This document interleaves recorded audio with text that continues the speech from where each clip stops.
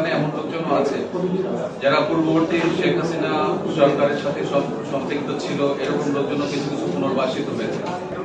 বিষয়টি এই পট পরিবর্তনের পরে বিষয়টা হচ্ছে পট পরিবর্তনের পরে যে ফেসিবাদী যারা তারা তো আসলে এখন নেই। এখানে তাদের অংশগ্রহণ যদি থাকে তাহলে ওই ফেসিবাদীর রূপ থাকবে। ইউএফটিসিএল এর সাথে ইনভেস্টমেন্ট এখন আরো ইজি।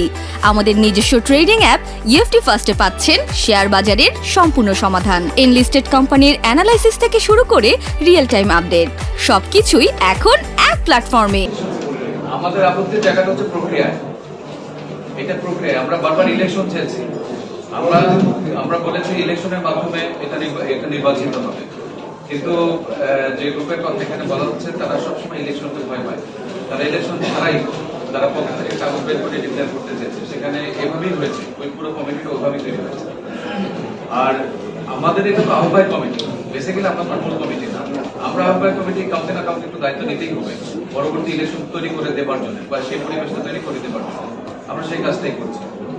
বেসিক্যালি একই দিনে আমাদের দুটো কমিটি ঘোষণা করা হয়েছিল, যে জানুয়ারি 20 তারিখ শুনেছিলেন। তারপরে যেহেতু আপনি পরে এসছেন একটু অ্যাড করছি, কিন্তু তারপরে দেখা গেল যে তারা নিজেদের মতো করে ফুল টুল দিয়ে নিজেদেরকে বরণ করে নিল। আমরা আমাদের একটা পরিচিতি সভা দেওয়ার চেষ্টা করলাম, কিন্তু দেখা গেল যে আমাদের পরিচিতি সভাটি তারা বাইরে থেকে সন্ত্রাসী এনে পুরো নিটর ভরে ফেললো, একেবারে সেই অস্ত্র শস্ত্র সহকারে। আমি একটু আগে বলছিলাম যে এই সমস্ত কথা আসলে বলা যায় কিনা আমি জানি না, বলা উচিত না, কিন্তু তার বারবার প্রশ্ন করছেন বলে কিছু কথা বলতেই হচ্ছে। কিন্তু সেইবার যখন এই ঘটনা ঘটলো, তারা যেভাবে আমাদের পরিচিতি সভাটাকে ভণ্ডুল করতে চেয়েছে, পরে দেখা গেল সিনিয়র নেতৃবৃন্দ হস্তক্ষেপে আমরা ওটাকে বন্ধ করে দিলাম। উভয় পক্ষ সম্মত হলো, ঠিক আছে, সবার কার্যক্রম বন্ধ থাকবে, সমঝোতা না হওয়া পর্যন্ত বাংলাদেশ অর্থোপেডিক সোসাইটির অফিসের তালা খুলবে না, চাবি থাকলো নিটোরের ডিরেক্টরের রুমে, তার দায়িত্বে ছিল, এবং উনিও ওয়াদা করেছেন এটা শেষ পর্যন্ত সমাধান না হওয়া পর্যন্ত কেউ ওখানে বসবেই না। এভাবেই চলছিল।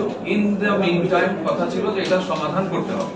আমরা 3 দফা বসেছি, 3 দফা বসার পরেও তাদের বক্তব্য একটাই, আমরা বৈধ, আমাদেরকে মেনে নাও, পরবর্তী কথা পরবর্তী হবে। এই করতে করতে এই প্রায় 1 মাস ক্ষেপণ হলো। এই 1 মাস পরে হঠাৎ করে আমরা দেখলাম একদিন যে তারা পত্রিকা এরকম এই সাংবাদিকরা উপস্থিত ছিলেন, টিভিতেও বোধহয় একটা নিউজ এসছে, তারা বসের চাবি খুলে সেই অফিসে বসে 25 জন 30 জনের একটা উপস্থিতিতে একটা ওদের কার্যক্রম শুরু হচ্ছে এরকম একটা ঘোষণা দিয়েছে। তো তখন আমরা নিটোরের ডিরেক্টরকে জিজ্ঞেস করলাম যে আপনি তো ডিরেক্টর হিসেবে দায়িত্বপ্রাপ্ত ছিলেন, এই চাবি কোথাও যাবে না। উনি বলছেন হ্যাঁ ওরা অ্যাপ্লিকেশন করেছে এই জন্য দিয়ে দিয়েছে। তারপরে তাহলে তো এটা আপনি কথা ভঙ্গ করেছেন, তাহলে আমাদের কার্যক্রম শুরু করতে হবে। সেই পরিপ্রেক্ষিতে, এবং তার মধ্যে ইলেকশন একটা অনেক বড় ব্যাপার ছিল, তারা বারবারই বলেছে ইলেকশনে ভোট দিবে কারা, তাদের বক্তব্য ছিল ইলেকশন ভোট দিবে কারা। আপনারা যেমন প্রশ্ন করলেন, আমরা বললাম যে গঠনতন্ত্রে যা লেখা আছে যিনি সাধারণ সদস্য তিনি ভোট দিতে পারবেন, ইলেকশন কমিশন ঠিক করবে, ইলেকশন কমিশন ঠিক করবে কোন কোন প্রক্রিয়া ইলেকশনটা হবে, আমাদের ওয়েট করতে হবে সেটার জন্য। কিন্তু তারা নির্বাচনে যেতেই চায় না। তাদের বক্তব্য হচ্ছে নির্বাচনে ভোট দেওয়ার কোনো লোক নাই, তাদেরকে আমরা ভোটার করবো, এগুলো ঠিকঠাক নাই, আমরা নির্বাচনের পক্ষে নেই। তখন আমরা বাধ্য হলাম যে ঠিক আছে, তাহলে যেহেতু আমাদের সাথে সারা দেশের অর্থোপেডিক সার্জনরা সহমত প্রকাশ করেছে এবং আমাদের সাথেই আছেন, সবার স্বার্থেই আমরা ইলেকশনের ঘোষণাটা মূলত দেবার জন্য এখানে এসেছি।